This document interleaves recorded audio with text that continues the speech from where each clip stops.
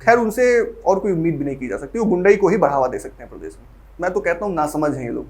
अगर थोड़ी भी समझ होती तो किसी भी नेता को लेकर के इस तरह की बयानबाजी नहीं करते। क्षत्रियों में भी कुछ क्षत्रिय हैं जो भाजपा के साथ हैं और बहुत से क्षत्रिय जो समाजवादी पार्टी के साथ हैं। तो मुझे तो मुख्यमंत्री जी का इतिहास, भूगोल, विज्ञान सब पता है। यूपी की सियासत में इन दिनों पिछड़ा बनाम अगड़ा की लड़ाई लगातार चल रही है और इस लड़ाई का तस्वीरें आए दिन आपको देखने को मिल रही है। जिस तरीके से समाजवादी पार्टी के राज्यसभा सांसद रामलाल जी सुमन अभी पिछले दिनों परसों ही बीते दिन वो फिर से एक यूट्यूबर जो दलित समाज से आता था उसके परिवार से मिलने जा रहे थे, जहाँ पर पुलिस के साथ भी उसको रोकने का प्रयास किया। कार्यकर्ताओं ने फिर कहीं न कहीं करनी सेना के लोगों ने उन्हें रोकने का प्रयास किया। आज उसी मुद्दे पर बात करने के लिए समाजवादी पार्टी के पूर्वांचल के बड़े नेता और यूथ के बड़े नेता सौमित सिंह हमारे साथ मौजूद है। बहुत स्वागत है आपका हमारे स्टूडियो में और आप यहाँ पर पधारे इतनी दूर से, उसके लिए बहुत शुक्रिया आपको। बहुत धन्यवाद। लेकिन यूपी में इन दिनों जिस तरीके की सियासत चल रही है, आप सौर समाज से आते हैं, खास करके क्षत्रिय समाज से आते हैं, करनी सेना का इस तरीके का आक्रामक होना खास करके समाजवादी पार्टी और खास करके पिछड़े नेताओं पर आपको बड़ा असहज स्थितियां हो रही होंगी पार्टी में संभालने को लेकर के। देखिए, हमारे नेता कभी जाति धर्म पूछ के उन्होंने कभी किसी को राजनीति करने के लिए नहीं कहा। आज मुझे लगता है कि मेरे नेता ये जानते नहीं होंगे किस समाज का हूँ, वो बस ये जानते हैं कि मेहनती है, मेहनत कर रहा है। देखिए, रही बात करणी सेना की, तो उससे सिर्फ क्षत्रिय समाज या दलित पिछड़े नहीं, पूरे भारतवर्ष और प्रदेश पे कहीं ना कहीं उसका इफेक्ट पड़ रहा है। जो उनकी हरकतें हैं, एक जो देश के सर्वोच्च सदन के मेंबर हैं रामजी लाल सुमन जी, उनके खिलाफ जो इनकी हरकतें हैं, जो रवैया है, वो कहीं बिल्कुल भी ठीक नहीं। पहले के ज़माने में जब अंग्रेज हुआ करते थे तो अंग्रेज़ों ने अपनी एक सेना बनाई थी, वो सेना इस तरह की हरकतें करती थी। तो मैं तो अपने करणी सेना के भाइयों से निवेदन करना चाहूँगा कि जिस तरह से अंग्रेज़ों ने एक सेना बनाई थी और उनका इस्तेमाल कर रहे थे, ठीक उसी तरह जो भाजपा ने एक सेना बनाई है, आप क्षत्रिय समाज के अपने जो युवा हैं उनसे मैं निवेदन करना चाहूँगा कि भारतीय जनता पार्टी के इशारे पे किसी समाज को आप खासतौर पे अपने समाज को दूषित करने का और साथ ही साथ दूसरे को अपमानित करने का काम ना करें। इसी करणी सेना ने आगरा में खुलेआम असलहे लहराए, खुलेआम राइफलें लहराई गई, तलवारें लहराई गई और ये शायद पहली बार ऐसा देखा गया होगा कि इस तरह से ताकत का प्रदर्शन हुआ पर कार्रवाई नहीं। देखिए, आज़ाद भारत में पहली बार इस तरह की हरकतें हुई। आप अफगानिस्तान में जाइए तो अफगानिस्तान में जो आतंकवादी हुआ करते हैं वो इस तरह की हरकतें करते हैं। सोचिए, समाज के हमारे सिर्फ कुछ लोग पूरे युवाओं को इस तरह से उन्होंने भ्रमित कर दिया है कि मुझे बड़े दुख के साथ कहना पड़ रहा है कि इस तरह की जो हरकतें कर रहे हैं, वो हरकतें एक तो संवैधानिक रूप से ठीक नहीं है, दूसरा आने वाली पीढ़ियों के लिए भी ठीक नहीं है। आप जो एक समाज में नफरत का जहर घोल रहे हो, वो कहीं ना कहीं कल को चल के वो आपके लिए नुकसानदायक होगा। तो मैं तो अपने समाज से ही अपील करना चाहता हूँ कि आपको अगर कोई चीज़ बुरी लगी, आप उस पर लड़ाई लड़ना चाहते हो, आप संविधान का रास्ता अपनाओ, आप संवैधानिक तरीके से करो। इस तरह से जो आप कर रहे हो उसमें आने वाली पीढ़ियों को नुकसान होगा और दिक्कतें पहुंचेंगी। जिस तरीके से एक बार वीडियो जो है आपका बयान का वायरल हो रहा है, आपने करणी सेना पर काफी आपत्तिजनक टिप्पणी की थी, क्या था पूरा मामला? मैंने आपत्तिजनक नहीं टिप्पणी की थी। मुझसे, देखिए, मैं अपने नेता के प्रति लॉयल हूँ, इसमें शायद कोई नहीं कह सकता कि इसमें कोई दो राय है। तो मुझसे पत्रकार थे, उन्होंने कहा कि आपके नेता को मारने की बात कर रहे हैं। तो मैंने कहा कि ऐसे ही अगर बात है तो कभी ऐसी चीज़ आ जाएगी तो जो क्षत्रिय समाजवादी पार्टी से जुड़े हुए हैं वो अपने नेता के प्रति वफादार हैं और वो अपने नेता के लिए जान ले भी सकते हैं, जान दे भी सकते हैं। तो मैंने उसी में कह दिया कि हाँ, सेना खत्म कर देंगे। साथ ही मैंने ये भी कहा कि क्षत्रिय धर्म ये नहीं कहता कि आप किसी पिछड़े और दलित समाज के आदमी को अपमानजनक तरीके से, और वो भी ऐसे व्यक्तियों को जो कि मोस्ट वीआईपी पर्सन्स हों और पूरे देश और पूरे प्रदेश में उनका नाम हो, आप उन पर आपत्तिजनक भाषा का इस्तेमाल नहीं कर सकते हैं। तो मैंने ये भी कहा कि आप पहले अपना क्षत्रिय धर्म याद करिए। क्षत्रिय धर्म हमेशा ये कहा, क्षत्रिय धर्म में हमेशा हमारे महापुरुषों ने, साथ ही साथ जो पुराने ज़माने में राजा हुआ करते थे, वो हमेशा अपने समाज की ही नहीं लड़ाई लड़ते थे। दलित, पिछड़े, आदिवासी, जिस भी समाज के लोग उनके साम्राज्य में रहते थे, वो सब की लड़ाइयाँ लड़ते थे, ना करके उनको अपमान करते थे। तो लगातार क्षत्रिय सेना जो करणी सेना है क्षत्रियों की, वो खास करके आपको पीछे लगी हुई है। अब देखिए, उस बयान के बाद से तो कई फ़ोन आए, कई मैसेजेस आए, फेसबुक पे लिखा जा रहा है कि तो नहीं आ रही है, धमकियां भी आई कहीं ना कहीं कि ये इसको मिलेगा तो 4 झापड़ मारेंगे, ये करेंगे, ये समाज का नहीं है, क्षत्रिय नहीं है। तो क्या जो भारतीय जनता पार्टी में क्षत्रिय वही क्षत्रिय और कोई क्षत्रिय नहीं? और शायद क्षत्रिय धर्म और क्षत्रियता के बारे में मुझसे कम ही जानते होंगे। जो लोग लिख रहे हैं और जो लोग इस सेना को चला रहे हैं वो शायद क्षत्रिय धर्म मुझसे कम ही जानते हो। तो क्या भाजपा से कम क्षत्रिय समाजवादी पार्टी में जो उनकी करनी सेना आपको सोशल मीडिया से लेकर के और ग्राउंड जीरो तक आप पर हावी हो रही है? नहीं, ऐसा नहीं हम पे हावी हो रही। किसने कह दिया हावी हो रही? ना हो रही है ना हो पाएगी। देखिए, आदरणीय अखिलेश यादव जी जब मुख्यमंत्री थे तो उनकी 54 मंत्रियों की कैबिनेट थी, 54 लोगों का मंत्रालय था, उसमें 11 क्षत्रिय मंत्री थे जो कि ऑफिशियल हैं। जब आप पूर्वांचल में, सूची भी है मेरे पास, प्रतापगढ़ से राजा भैया थे। हाँ, मैं सूची लेके आया था। राजा भैया प्रतापगढ़ से थे, पंडित सिंह जी गोंडा से थे, अरविंद सिंह गोप जी बाराबंकी से, राधेश्याम सिंह जी कुशीनगर से, मदन चौहान जी मेरठ से, राजा आनंद सिंह जी गोंडा से, योगेश प्रताप सिंह जी गोंडा से, राजा महेंद्र नर्दमन सिंह आगरा से, ओम प्रकाश सिंह जी गाजीपुर, राजकिशोर सिंह जी जो मेरे ही जिले के थे वो भी मंत्री थे, उनके छोटे भाई डिम्पल सिंह जी वो भी मंत्री थे, साथ ही साथ उनके चचेरे, उनके चाचा लगेंगे श्रीपत सिंह जी वो भी मंत्री थे, साथ ही साथ एक हमारे जिले के ही हैं, इसमें मुलायम सिंह यूथ ब्रिगेड के अध्यक्ष हैं बड़े भाई सिद्धार्थ सिंह वो भी मंत्री थे, और राज महिला आयोग की एक सदस्य भी हमारे यहाँ थी। 5 क्षत्रियों को अगर मंत्री किसी ने बनाया तो समाजवादी पार्टी आदरणीय अखिलेश यादव जी ने बनाया। राजा राजीव सिंह जी बाराबंकी से थे। ये तो ऐसी सूची है कि जो जिन लोगों का नाम लिस्टेड है, बहुत से ऐसे क्षत्रिय थे जो दर्जा प्राप्त मंत्री थे। तो बताइए और क्या सम्मान दे दें? एक तरफ आदरणीय अखिलेश यादव जी जिन्होंने हमारे समाज के लोगों को कुर्सी बिठाया, और एक तरफ योगी जी हैं जो सिर्फ खुद कुर्सी पे बैठ करके और पूरे समाज का ठेका ले रहे हैं। ये एक व्यक्ति के बैठ जाने से पूरे समाज का लाभ नहीं हो सकता। हमारे समाज को ये चीज़ जानना चाहिए, समझना चाहिए कि सिर्फ एक व्यक्ति जो बैठा है वो उनको लाभ नहीं, उनको कहीं ना कहीं नुकसान दे रहा है। तो क्या लगता है कि ये कहीं बीजेपी की तरफ से प्रेशराइज किए जा रहे हैं, या कोई योजना है, कोई रणनीति है समाजवादी पार्टी देखिए, के खिलाफ खड़ा करना? ये पूरी तरह से बीजेपी की तरफ से प्रेशराइज है और बीजेपी ने ही इनको खड़ा किया। और खैर मैं तो कहता हूँ नासमझ हैं ये लोग। अगर थोड़ी भी समझ होती तो किसी भी नेता को लेकर के इस तरह की बयानबाजी नहीं करते, और साथ ही साथ इस तरह से सड़कों पर उतर करके अपना भविष्य नहीं बर्बाद करते। चलो ठीक है, आज आप कुछ भी कर रहे हो, आपके खिलाफ FIR नहीं दर्ज हो रही, क्या समय नहीं बदलेगा? समय पलटेगा, आपकी आदतें तो जाएंगी नहीं, आप तब भी सड़क पे खड़े होगे। तब जब आप संविधान और आरक्षण और साथ ही साथ अगर देश के कानून पे अगर आप चोट पहुंचाओगे तो आपके खिलाफ FIR होगी। तो कहीं ना कहीं ये जो कुछ चिन्हित लोग हैं, चिन्हित कह लीजिए या कह लीजिए जो मुट्ठी भर लोग हैं, ये पूरे समाज को दूषित कर रहे हैं। आपका क्या कहने का मतलब है, क्या ये शुद्ध करनी सेना नहीं है? ये करनी सेना के ये कहा जाए कि जो मास्क है उसके पीछे कुछ और लोग हैं? कह सकते हैं कि मास्क के पीछे कुछ और लोग हैं।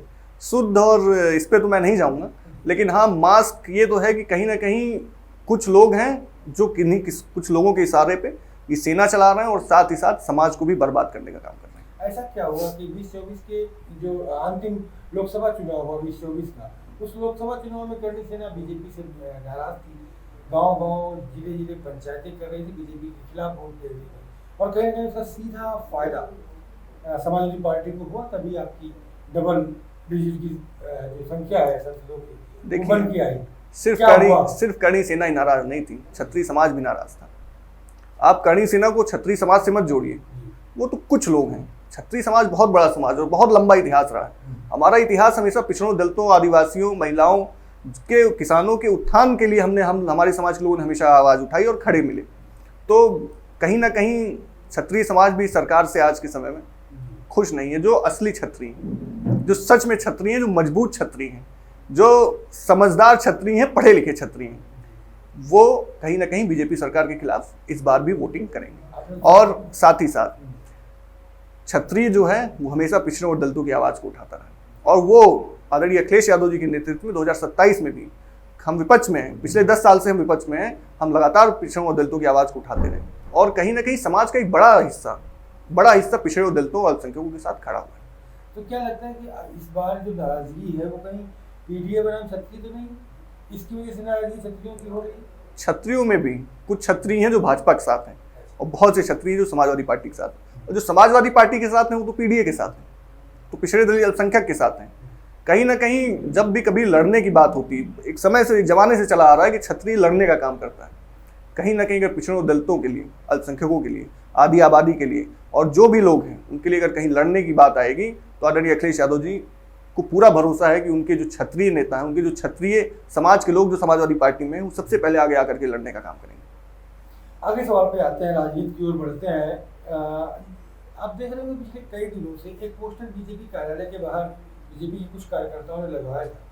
कल से एक पोस्टर और भी जारी हो रहा है जिसमें एक बार फिर से अखिलेश यादव को औरंगजेब की भूमिका में दर्शाने का बीजेपी के कुछ नेताओं के द्वारा प्रयास किया गया है। क्या इसके खिलाफ कोई कार्रवाई की मांग करेंगे या फिर इसका जवाब पोस्टर से देने का प्रयास करेंगे? देखिए, जिसने भी किया है, सुनने में आ रहा कोई अमन जी हैं, उन्होंने किया, ये बहुत ही गलत बात है।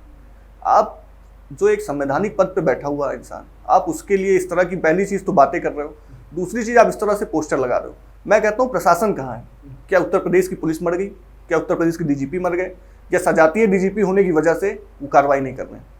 कहीं ना कहीं पुलिस महकमे को खुद आगे आकर के, संवैधानिक पद पे बैठे हुए जो अन्य लोग हैं उनको खुद आगे आकर के उस व्यक्ति के खिलाफ FIR दर्ज करके कुछ जेल भेजने का काम करना चाहिए। नहीं तो ये जो एक रिवाज, एक जो नई चीज़ें शुरू कर रहे हैं भारतीय जनता पार्टी के लोग, ये हेल्दी पॉलिटिक्स के लिए अच्छा नहीं। तो कहीं ना कहीं उसके खिलाफ कार्रवाई होनी चाहिए। नहीं होगी तो समाजवादी लोग सक्षम है कार्रवाई करने के लिए। तो क्या निजी कार्रवाई करेंगे जिससे कि क्या आरोप आप लोगों पे लगते हैं कि सीधे गुंडे भी चालू हो जाएंगे? नहीं, आपके सामने है, कौन तलवारें लहरा रहा है, किसके द्वारा पोषित लोग तलवारें लहरा रहे हैं, कौन कट्टा बंदूक लेकर के खड़ा है, और आप कह रहे हो कि समाजवादी लोग गुंडाई करते थे। अब तो सब कुछ जनता के सामने है कि गुंडाई कौन कर रहा है और गुंडाई कौन करता चला आ रहा है।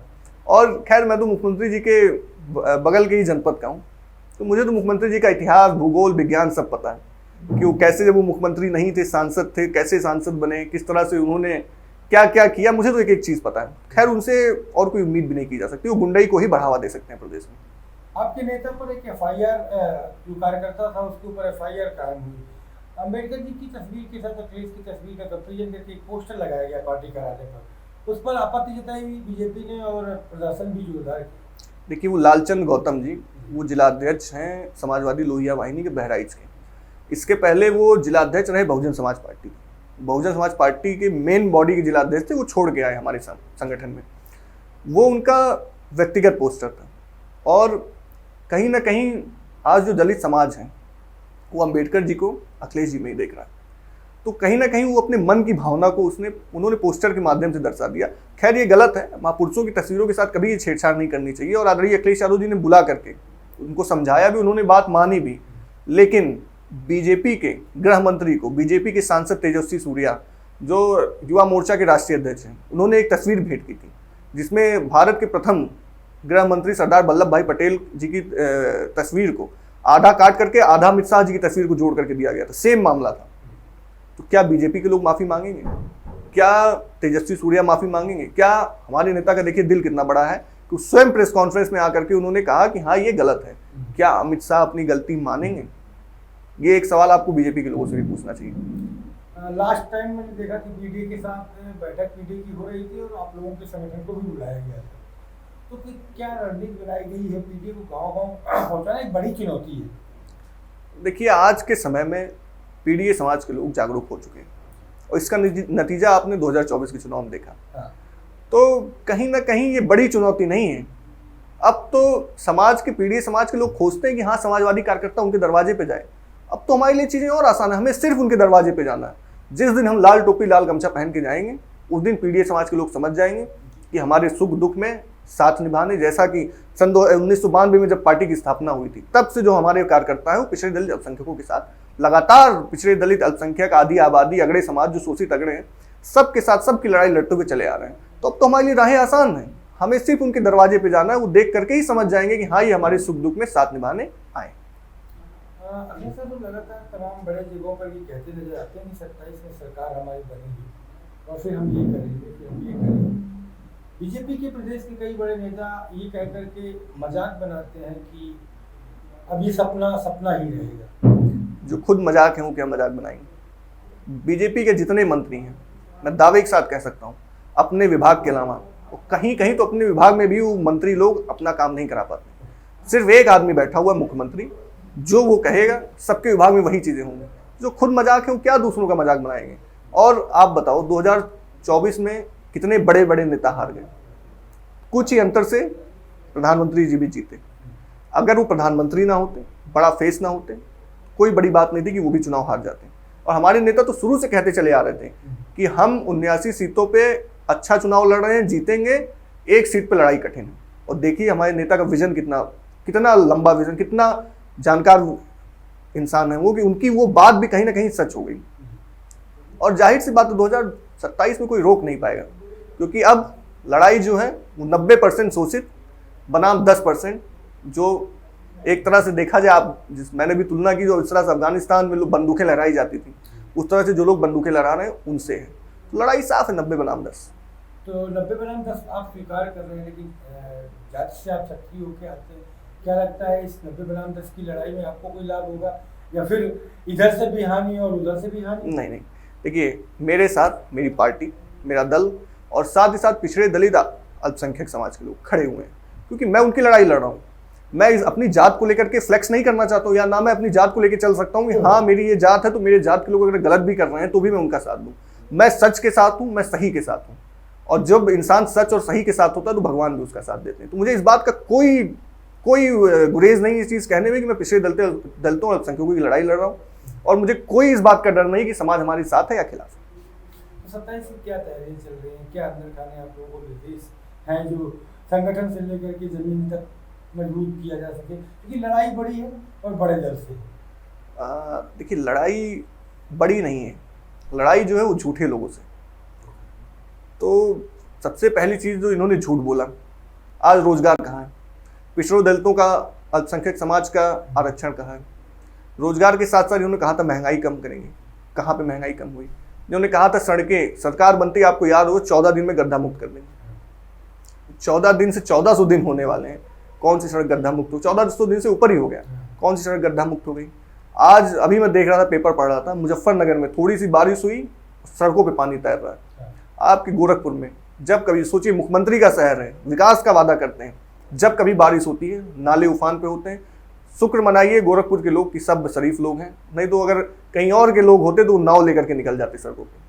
तो जान लीजिए योगी जी के सम्मान में वो लोग नहीं निकल रहे हैं कि चलिए सांसद रहे, इनका थोड़ा सम्मान रख लें, लेकिन प्रदेश की पूरी जनता इनका सम्मान नहीं रखेगी।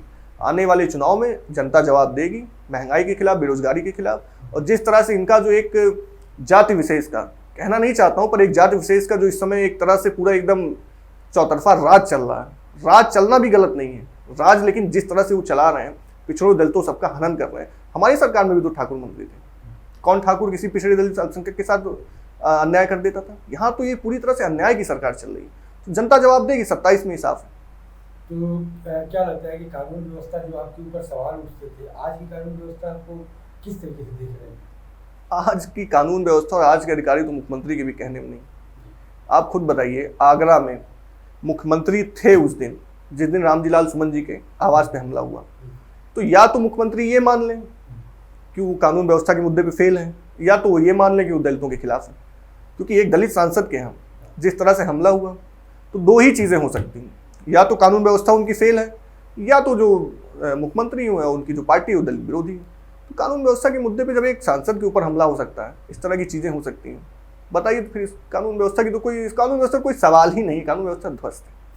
युवा है और पार्टी में भी युवा फेस है आप, लेकिन आज की युवाओं की जो हालात हैं उन पर क्या सुधार की गुंजाइश? सरकार तो बड़े दावे कर रही है कि वो जो रोजगार, स्वरोजगार दोनों दे रही है। देखिए जब अखिलेश यादव जी मुख्यमंत्री थे, मुझे याद है तब मैं पढ़ाई कर रहा था, उन्होंने जब लैपटॉप बांटे थे पहली बार, तब मेरी शिक्षा चल रही थी। उन्होंने 18 लाख युवाओं को रोजगार, 18 लाख युवाओं को लैपटॉप दिया था। उस लैपटॉप से अभी भी आप गांव गली मोहल्ले में चले जाइए, कहीं ना कहीं उस लैपटॉप से रोजगार था लोगों पे। कोई कुछ नहीं तो प्रिंटिंग टाइपिंग का काम कर ले रहा था, कोई कुछ नहीं, गाँव में अन्य बहुत से काम ऐसे हैं जो लैपटॉप से किए जा रहे थे। ये सरकार लैपटॉप बंद करके टैबलेट ले आई, टैबलेट बंद करके फ़ोन ले आई। बताइए फ़ोन से क्या रोजगार दोगे आप? कितने युवाओं को नौकरी मिल गई? एक तरफ ही नौकरी देने का वादा करते हैं, रोजगार देने का, और दूसरी तरफ आरक्षण भी खाते हैं। जब सरकार की सारी चीज़ें आउटसोर्सिंग पे हो जाएंगी तो आरक्षण और रोजगार तो अपने आप मर गया। तो कहीं ना कहीं ये सरकार पूरी तरह से ऊपर से नीचे तक भ्रष्टाचार में लिप्त है। एक सवाल अंतिम मेरा, कि बड़ी संख्या में इन्वेस्टर यहाँ पर आए थे, उनके लिए पोर्टल मित्र की व्यवस्था भी की गई कि वो जो निवेश करना चाहते हैं उनकी जो 23 प्रकार की कागजी खानापूर्ति करनी पड़ती है, लेकिन पोर्टल्स में ऐसी कोई व्यवस्था नहीं है जिसे ऑन स्पॉट सॉल्व किया जा सके। ऐसे तमाम केसेस हैं जो नाराजगी में, मतलब ये कहा जा सके कि वो लोग नाराजगी व्यक्त भी कर रहे हैं। कि सरकार ने तो दावा किया था कि इतने 1000 करोड़ का इन्वेस्टमेंट ले आए। इन्वेस्टमेंट वो होता है जब अखिलेश जी मुख्यमंत्री थे, उन्होंने HCL को लेकर के आए, अमूल के प्लांट को लेकर के आए, साथ ही साथ अन्य तमाम कंपनियों को उत्तर प्रदेश में लेके आए और इन्वेस्टमेंट कराया, और वो चीज़ें धरती पे दिखी, जमीन पे वो चीज़ें दिखी। इनकी तो सब बातें हवाई, सब बातें हवाई। ऊपर से लेकिन सोचिए ऐसे मुख्यमंत्री हैं जो सदन में खड़े होकर on the floor of house अगर कोई झूठ बोल सकता है, तो सोचिए उस व्यक्ति से आप क्या अपेक्षा कर रहे हो कि रोजगार देंगे, इन्वेस्टमेंट लाएंगे। इनकी सोच नहीं इन्वेस्टमेंट वाली, इनकी सोच है कि करणी सेना को वहां खड़ा कर दो, इस जात को उस जात से लड़ा दो। इनकी सोच रोजगार और विकास की नहीं है, इनकी सोच सिर्फ और सिर्फ बांटने की है। और इस बांटने की सोच की वजह से आज का जो युवा है, मैं भी युवा हूँ, मैं देख रहा हूँ आज की युवा की जो हालत हो गई है ना, वो एक तरफ कुआं है एक तरफ खाई। दिल्ली वाली सरकार कुआं है, यहाँ वाली सरकार खाई है। बेचारा कभी इधर गिर रहा है, कभी उधर गिर रहा है। और हम समाजवादी लोग उन्हें बचाएंगे, सरकार बदलेगी, रोजगार देंगे। जिस तरह से पुलिस में पहले आदरणीय अखिलेश यादव जी ने भर्तियां की थी कि दौड़ के दिखाओ, 12 पास हो, दौड़ के दिखाओ भर्ती, उस तरह से फिर से हम भर्तियां करेंगे और युवाओं को रोजगार से जोड़ेंगे। बहुत शुक्रिया हमारे साथ बहुत बहुत धन्यवाद। और आगे हम फिर बुलाएंगे आपको। तो आपने सुना तो इनके साफ तौर पर खुले मन से उन्होंने सारे सवालों के जवाब दिए और किस तरीके की वर्तमान में यूपी की सियासत चल रही है, लेकिन उनकी पार्टी का विजन क्या है और किस विजन के साथ वो पीडीए लेकर के आए हैं, उसका भी विस्तार से उन्होंने चर्चा करके और पूरी तरीके से अपने दर्शकों को, अपने पार्टी के तमाम लोगों को, जनता को भी बताया कि पार्टी अपने इस विजन के साथ किस तरीके से 27 के चुनाव में जाएगी। तो आप बने रहिए लाइव न्यूज एक्स के साथ। अगले दिन फिर किसी खास मेहमान के साथ विस्तार से राजनीति पर चर्चा करेंगे, सामाजिक सरोकार पर चर्चा करेंगे। नमस्कार।